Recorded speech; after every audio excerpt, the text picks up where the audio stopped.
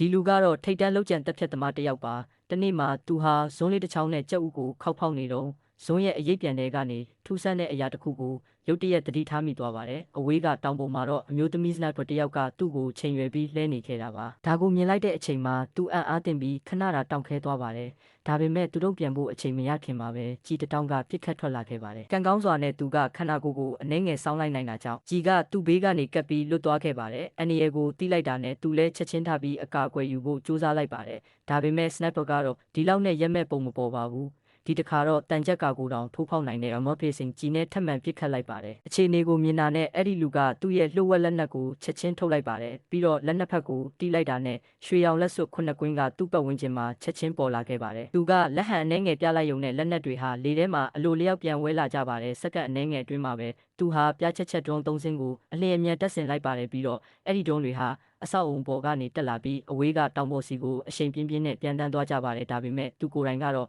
အဲ့ဒီနေရာကနေမရွေ့ပါဘူး Sniper ရဲ့တီနေရာကိုစောင့်ကြည့်နေပြီးသူ့ရှေ့မှာပေါ်လာတဲ့ surveillance footage ကနေအခြေအနေကိုအချိန်နဲ့တပြေးညီစောင့်ကြည့်နေခဲ့ပါတယ်အဲ့ဒီအချိန်မှာ Sniper ကလည်းပြစ်ခတ်ဖို့ခလုတ်ကိုနှိပ်တော့မဲ့အချိန်သူမရဲ့တီနေရာကို drone တွေကဝါကလုတ်ထားတာကိုသတိထားမိသွားပါတယ်အဲ့ဒီလူကလည်းအချိန်မဆွဲတော့ပဲတိုက်ခိုက်မှုကိုစတင်လိုက်ပါတယ် Sniper ကအခြေအနေကိုချက်ချင်းတုံ့ပြန်ပြီးသူမရဲ့ခါမှာကျိုးတစ်ချောင်းကိုချီလိုက်ပါတယ်ပြီးတော့ nail gun ကိုအသုံးပြုပြီးအနီးက drone တစ်စင်းမှာကျိုးကိုချိတ်ဆက်လိုက်ပါတယ်အဲ့ဒီနောက် drone ကတိကျတဲ့ပစ်ခတ်မှုတွေနဲ့တရားစက်တိုက်ခိုက်ပါတော့တဲ့ကြီးစံတွေကမိုးရွာသလိုတက်လက်ပြီးတက်လက်ကျလာပေမဲ့